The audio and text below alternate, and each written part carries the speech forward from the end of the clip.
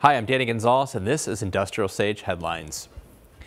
Latest data from the Institute for Supply Management shows manufacturing activity in the U.S. contracted again in July, with the PMI slipping to 48.0, down from 49.0 in June, and marking a fifth straight month below the expansion threshold.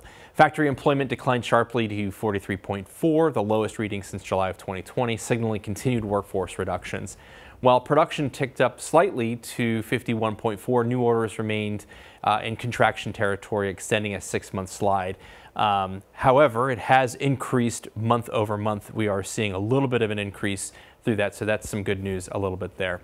Economists warn that the effects of the rising tariffs on goods, inflation, are likely to persist throughout the rest of the year. For industrial leaders, this data paints really a cautious picture. It's something that we've been seeing really from the beginning, and kind of no major change in that sense. So we're seeing that hirings continue to lag a little bit, demand is weak, and cost pressures remain. So right now, manufacturing leaders should be doubling down on flexibility, efficiency, and workforce strategy to navigate really the months ahead.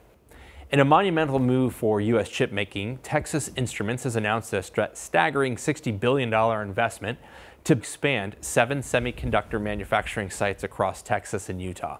This ambitious plan is expected to create approximately 60,000 jobs and stands as the largest foundational semiconductor commitment in U.S. history. The expansion will fortify domestic supply chains, reduce reliance on foreign chip production, and fuel innovation across industries that depend on advanced semiconductors, from automotive to industrial automation to consumer electronics. Texas Instruments leaders emphasize that these facilities will feature next-generation processes designed to meet the surging demand for high-performance chips. For manufacturers, this is a clear signal that semiconductor capacity is becoming a strategic asset.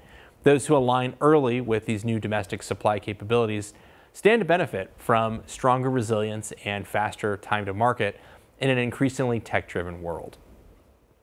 Mars, the parent company of M&M's, and a leader in pet care products, is sweetening the future of U.S. manufacturing with a fresh $2 billion investment over the next 18 months. This follows a previous $6 billion commitment that has already created 9,000 jobs domestically. The new projects will focus on upgrading automation, expanding existing plants, and supporting newer production lines for both snack and pet care products. This investment not only reinforces Mars's commitment to domestic supply chains, but also reflects strong confidence in consumer-driven manufacturing sectors. For industrial leaders, Mars's move highlights how even in uncertain economic times, strategic investments in technology and local production can drive growth, enhance efficiency, and strengthen workforce opportunities. New data from FreightWaves paints a picture of a freight market that's expanding, but barely. The Logistics Managers Index for July came in at 59.2, down 1.5 points from June, signaling slower growth. Transportation capacity edged up slightly to 52.6, while transportation utilization rose to 59.5 and pricing to 63. Analysts say that as long as capacity readings remain above 50, we won't see a robust recovery in freight. The report also shows warehouse capacity finally crossed back into expansion at 51.1, but warehouse prices remain high at 68.3. Smaller distributors and wholesalers, what the report calls the middle mile, are driving much of the current activity, while downstream retailers report contraction due to the stop-start nature of tariffs. Now, for logistics and industrial leaders, the takeaway is clear. Despite modest capacity growth, pricing continues to outpace capacity, tender rejections remain elevated, and spot rates are flat year over year.